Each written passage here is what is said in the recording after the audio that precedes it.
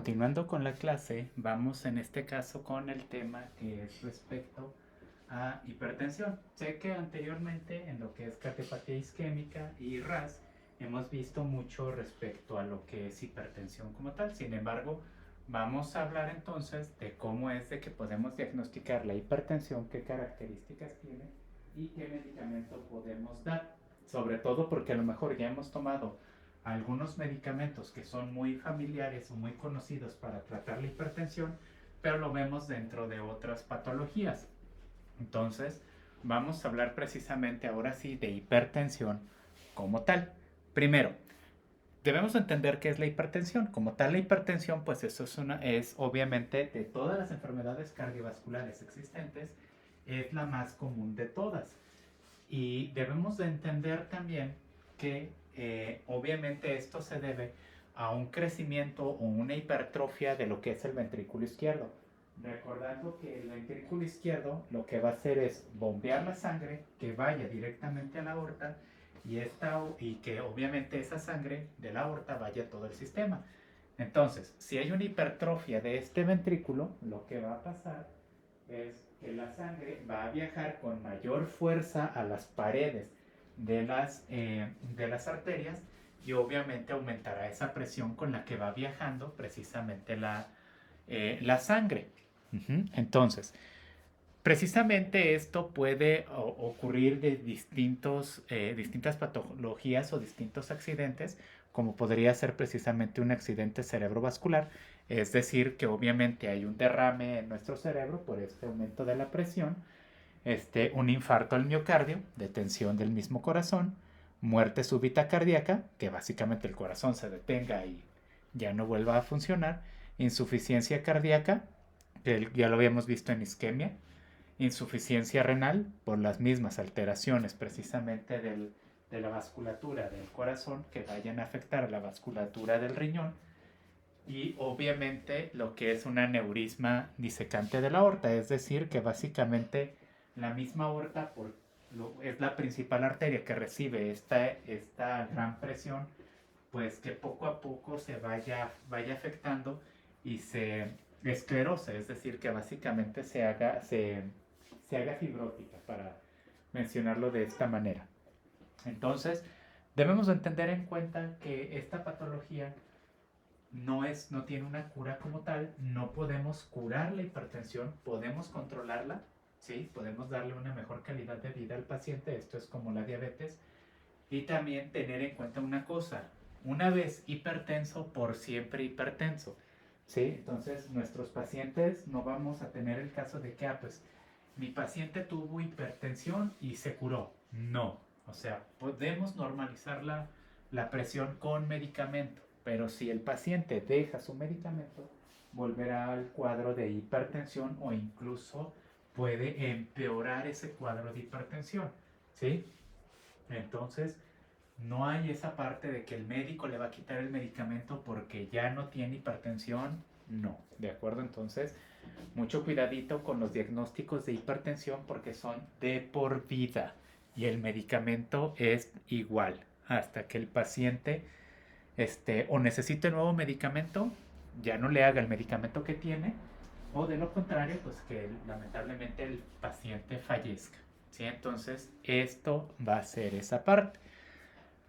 Ahora, nosotros debemos de tener en cuenta que sobre todo aquí en México, pues cerca de lo que es el 81% de las personas sabe que tienen hipertensión. O sea, estamos hablando de que el diagnóstico ya es tan certero que pues obviamente eh, ya muchos saben en un tiempo corto o más bien aún en una... se sabe a tiempo para poder tomar bien los medicamentos de que tienen hipertensión, es decir, en un cuadro muy temprano de la enfermedad.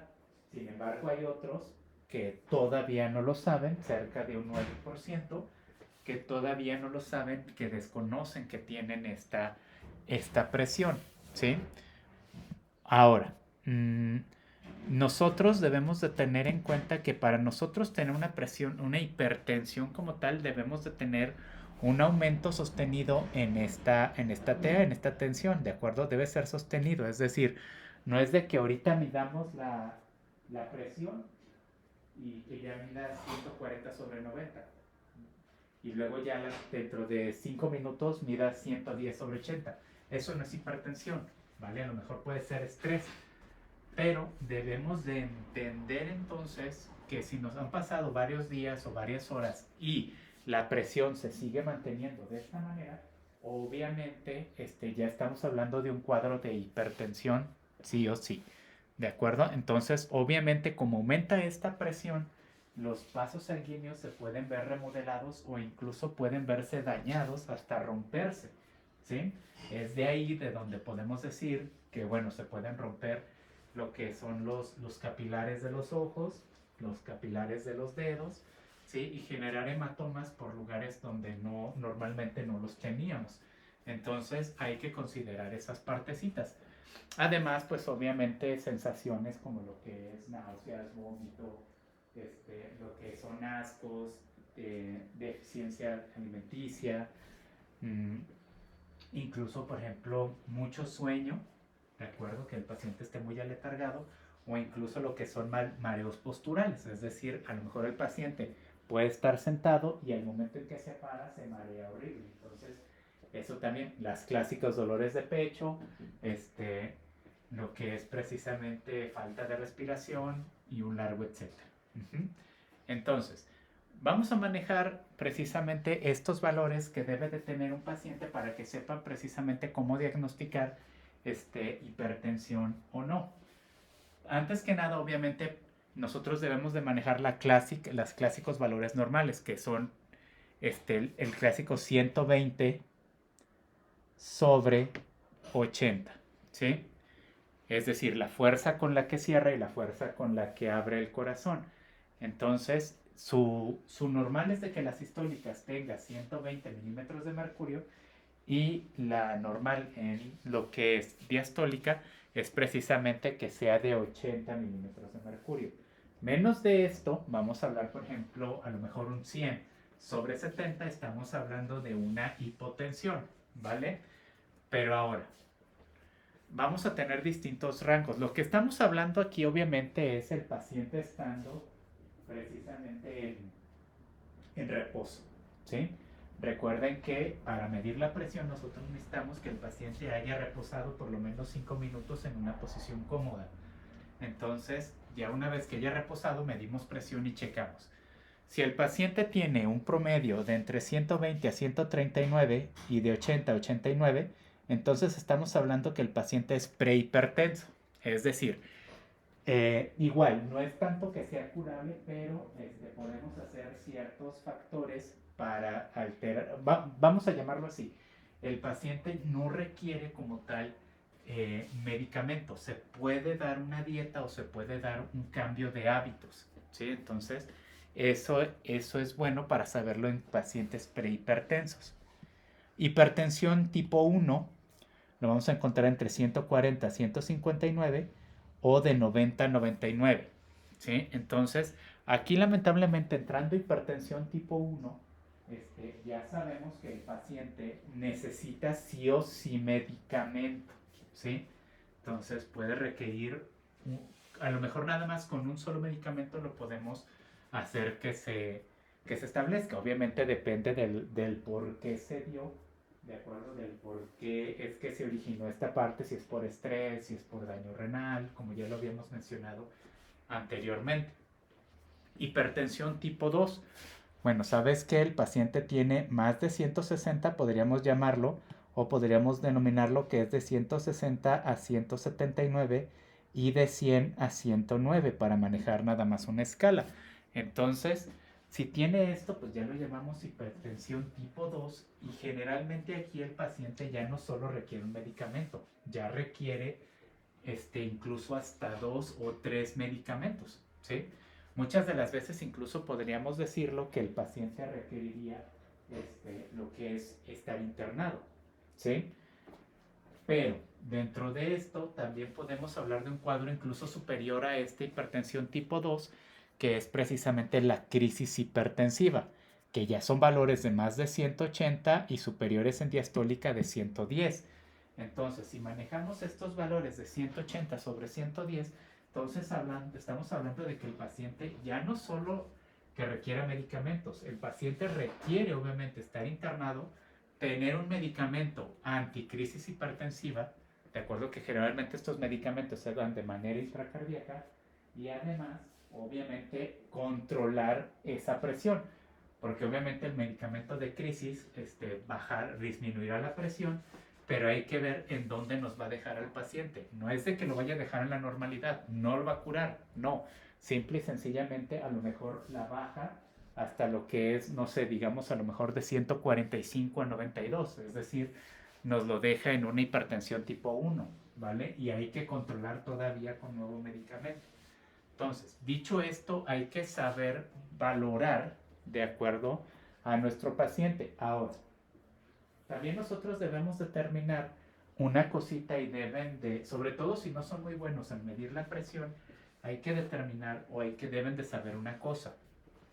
Luego les pueden salir valores un poquito extraños, por ejemplo, lo que vamos a llamarlo, por ejemplo, le sale un 130 sobre lo que es 79, ¿de acuerdo?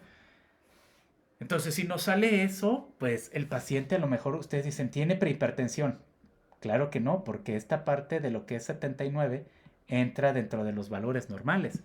Entonces, ¿qué podemos decir? ¿Que el paciente es prehipertenso normal? Obviamente no. En este caso, cuando son valores así, que están un poquito, muchos me dicen que el enfermero, el médico no supo tomar la presión, sin embargo, no necesariamente es así.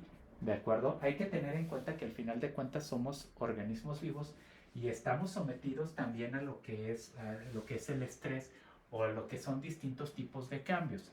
Entonces, lo que yo sí les puedo decir, si no son muy buenos en la interpretación, es que los valores de sistólica, ¿de acuerdo? 120, 160, todos estos, tienden a subir o tienden a modificarse precisamente por es más visceral, vamos a llamarlo así. Entonces, o más emocional, si lo quieren hablar de esa manera. Depende mucho de las sensaciones que tenga el paciente. Si el paciente está nervioso, entonces, aunque si está sano, está nervioso, ese valor de sistólica se verá aumentado, ¿de acuerdo? Entonces, ¿cómo le hago ahí? ¿Cómo le hago en este caso de 130 sobre 79? Bueno, yo me fijaría más que nada en la diastólica, porque la diastólica les da precisamente, está enfatizado a la fisiología del corazón. Entonces, si le sale a lo mejor que el paciente está nervioso con 130, que se aumentó, entonces ese 79 de la diastólica les dice cómo está.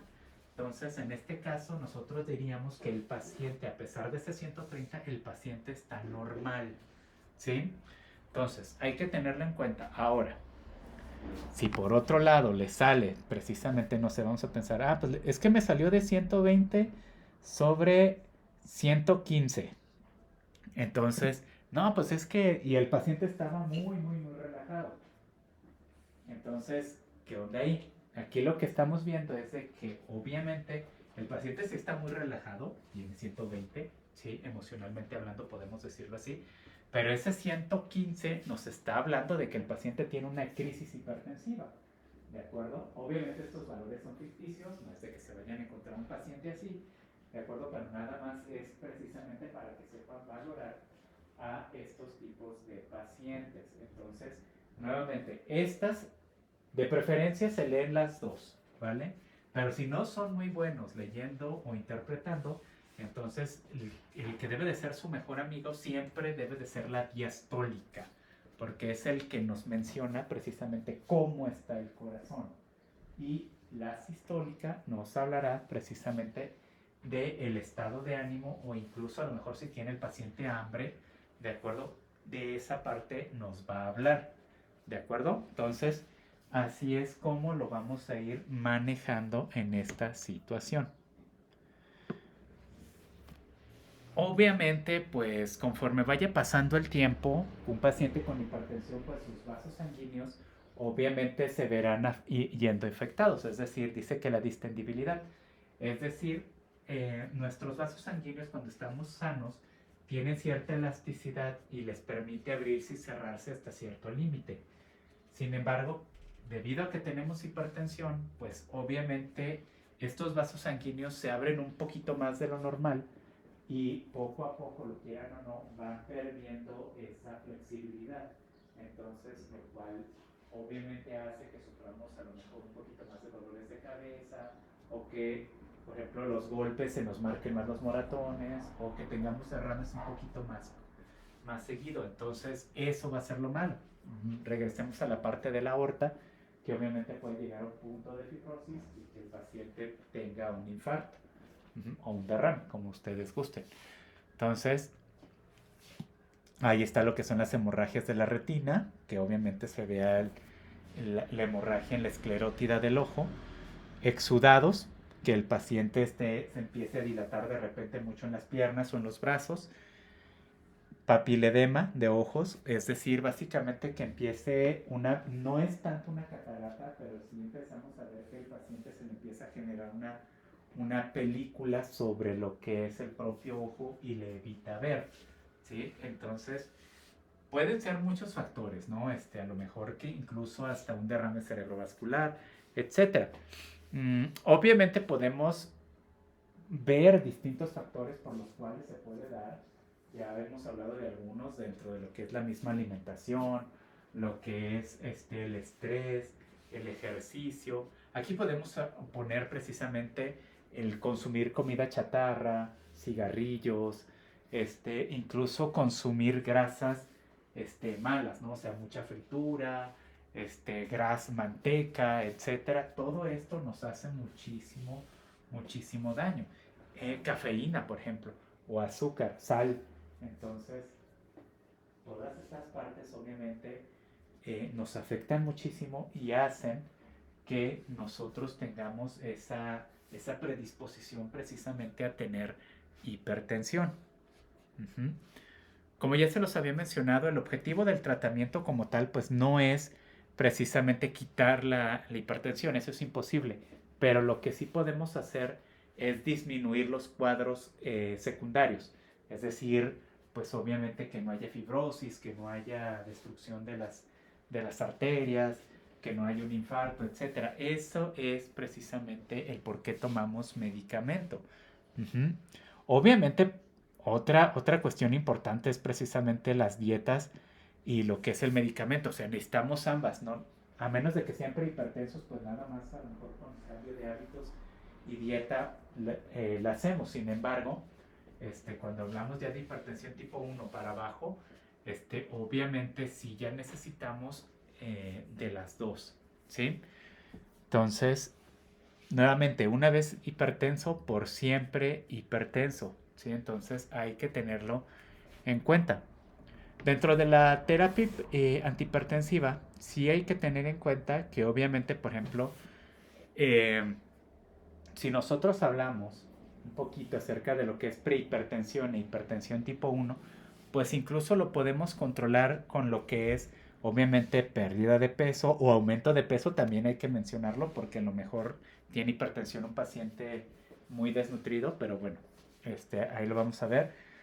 Quitar la sal, aumentar el ejercicio, ¿sí? Quitar el alcohol, literalmente. No hay que fumar. Comer frutas y verduras.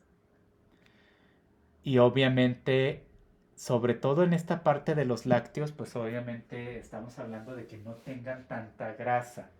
Es decir, puede consumir yogur, pues híjole, no tanto. ¿Sí? Queso cottage, no. Entonces, margarina, mantequilla, no. ¿Sí? Entonces, en ese caso hay que considerarlo.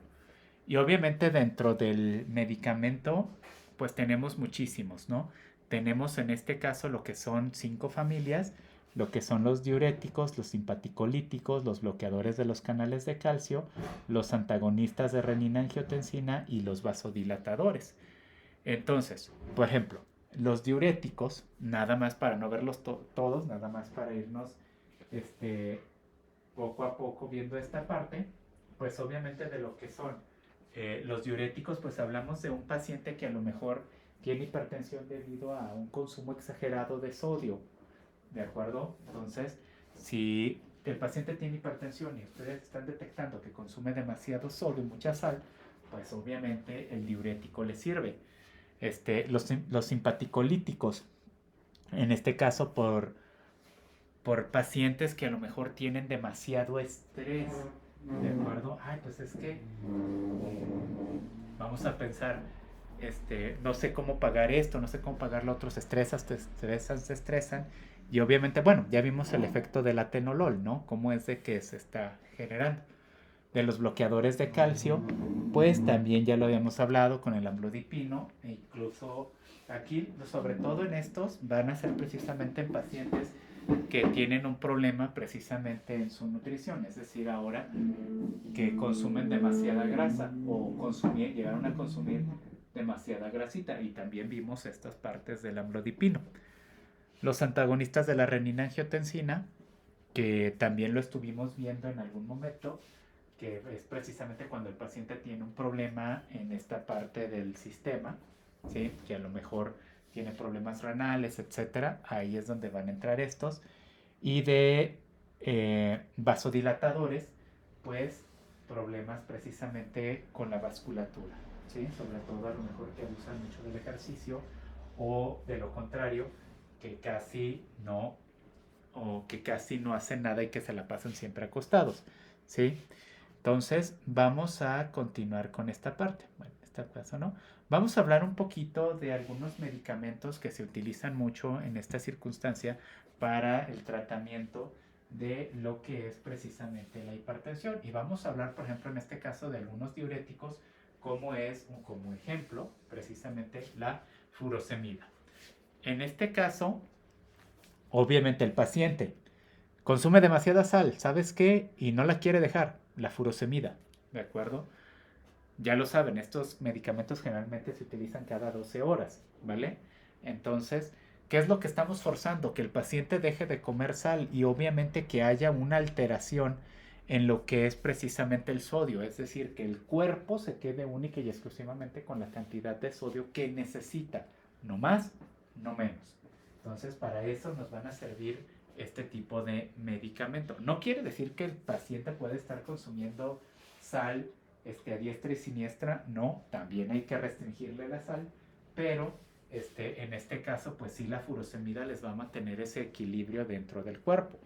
Entonces, ahí está, sobre todo para evitar lo que es el gasto cardíaco, para evitar que el corazón, sobre todo el ventrículo izquierdo, esté bombeando de más. Uh-huh. Otra, lo que es la hidroclorotiazida. Uh-huh. En este caso, funciona similar a lo que es la furosemida, pero en este caso no va a ser bajo las acciones del sodio. Va a actuar sobre el potasio y sobre el calcio. En este caso el potasio, porque recuerden que cuando entra sodio sale potasio. Entonces, si no podemos regular los niveles de sodio directamente, con el potasio podemos forzar a que el cuerpo, a lo mejor metiendo cantidades más de potasio, forzamos a que el sodio que está en exceso salga del cuerpo, ¿sí? Y por otra, regulando el calcio, que recuerden en fisiología o en anatomía, el calcio ayuda o hace que los músculos se contraigan. Entonces, si disminuimos la cantidad de calcio por medio de la hidroclorotiazida, entonces podemos hacer que el ventrículo izquierdo del corazón no esté latiendo tan fuerte y tan rápido. Entonces, así hacemos que se disminuya lo que es precisamente la hipertensión. Uh-huh. Podemos hacer una mezcla precisamente de losartán con hidroclorotiazida, ¿de acuerdo? Pero obviamente sigue siendo básicamente lo mismo. Disminuimos la cantidad de calcio, ¿de acuerdo? Y también estamos hablando precisamente de un paciente que a lo mejor tiene problemas de control de alimentación, ¿sí? Entonces ahí nos ayuda el losartán y la hidroclorotiazida para disminuir las cantidades de calcio y de sodio. Los simpaticolíticos, nuevamente, paciente que a lo mejor se nos pasa todo el día estresado, ¿sí? Entonces, uno que tenemos, la doxazocina. Uh-huh. Entonces, ¿qué es lo que vamos a hacer? Obviamente bloquea los receptores alfa-adrenérgicos. Es decir, lo que van a hacer es que el corazón como tal tenga una menor capacitancia, es decir, que no esté latiendo tan fuerte y tan rápido. En otras palabras, es una forma de controlar al paciente por medio del sistema nervioso. ¿Sí? ¿Qué medicamentos tenemos? Obviamente la doxazocina, la prazosina y la terazocina. ¿Sí? Entonces, aquí también lo que pueden hacer, sí en pacientes que se me estresan mucho, pero también en pacientes que a lo mejor consumen mucha grasa. Razón, porque estos medicamentos tienen como efecto secundario la disminución de colesterol en sangre. Entonces, ahí pueden tener esa parte de, bueno, el paciente siempre está estresado, tiene hipertensión, está estresado y además come mucha grasa. ¿Sabes qué? O le hicimos un estudio y tiene mucho colesterol, damos doxazocina, que disminuimos la presión y además estamos jugando con la disminución del colesterol en sangre. La metildopa, ¿sí? En este caso sirve igual, ¿de acuerdo? Actúa sobre el sistema nervioso central. Nada más aquí, ¿de acuerdo? Como es un factor que estimula lo que es la epinefrina, entonces aquí nada más tiene una circunstancia y es de que los pacientes que utilizan metildopa se van a aletargar mucho, es decir, van a estar súper relajados a tal punto de que a lo mejor hasta se quedan dormidos. Yo no recomiendo que consuman metildopa si el paciente va a salir, es decir, va a la calle, sino, por ejemplo, puede tomarse la metildopa, va en el auto y se puede quedar dormido en el volante y causar un accidente. ¿Sí? Entonces, hay que tener consideraciones con eso. Por eso que actúen sobre el sistema nervioso hay que tener mucha consideración en esa parte. Obviamente, como se relaja mucho el músculo, pues no se les recomienda a las mujeres embarazadas porque puede llegar a ser un método abortivo. Dentro de esta parte de la metildopa, pues también podemos tener en cuenta que el paciente siempre va a estar sintetizando mucha norepinefrina. Entonces, los pacientes siempre va a ser un paciente que siempre va a estar muy calmado, va a ser un paciente que va a estar hablando muy lento. Entonces, si lo que ustedes quieren hacer pruebas a lo mejor de estímulos o por ejemplo digamos están checando lo que son reflejos, con la metildopa no va a funcionar, ¿sí? Porque obviamente el cuerpo va a estar demasiado dopado, va a estar demasiado drogado y no les va a alterar. Se utiliza sí, pero va a tener ese efecto secundario. Clonidina y moxidinina, ¿de acuerdo? En este caso, la clonidina, o bueno, estos, igual también van a actuar sobre el sistema nervioso simpático, nada más que aquí lo que debemos de entender es que van a disminuir esas concentraciones de norepinefrina. Generalmente la metildopa y lo que es precisamente la clonidina se dan juntos. Uno para disminuir la acción de la hipertensión y el otro, de acuerdo, para disminuir los efectos de la norepinefrina. Entonces, si van a dar metildopa, de preferencia también der clonidina para disminuir la norepinefrina en el paciente y que no se les quede dormidos. Reserpina. Es uno de los primeros medicamentos que se utilizó precisamente para tratar la hipertensión, pero en este caso actualmente se utiliza en carrito rojo porque es un medicamento de urgencia. Como pueden ver es inyectable, ¿sí? Y se utiliza directamente en corazón. Entonces, este medicamento es exclusivo para usarse precisamente en pacientes de acuerdo con lo que es precisamente crisis hipertensivas, que es de única dosis y permite nuevamente que se pase ese efecto. Entonces, también debemos de tener en cuenta con esta parte de la reserpina que si ustedes dan reserpina, algunos medicamentos neurofarmacológicos, como los que estuvimos viendo en el parcial pasado, no van a servir, ¿de acuerdo? Es decir, va a bloquear la entrada de las catecolaminas o de los inhibidores de nicotina, etcétera. Entonces, no les va, si tiene, por ejemplo, el paciente depresión y ansiedad y aparte hipertensión y se da reserpina, pues sí pueden quitar o más bien sí pueden controlar la hipertensión, pero el paciente no va a estar controlado de su depresión y ansiedad. Entonces, eso es otro factor que deben de tener en cuenta. Amlodipino. De este, obviamente, ya lo habíamos hablado un poquito anteriormente, lo que era los temas anteriores. No es el caso de volver a hablar de él. Nada más tener en cuenta, ¿sí? Que va a estar regulando la forma involuntaria del corazón. Es decir, el amlodipino va a hacer que el corazón se esté regulando normalmente, que el paciente siempre tenga una presión estable, ¿sí?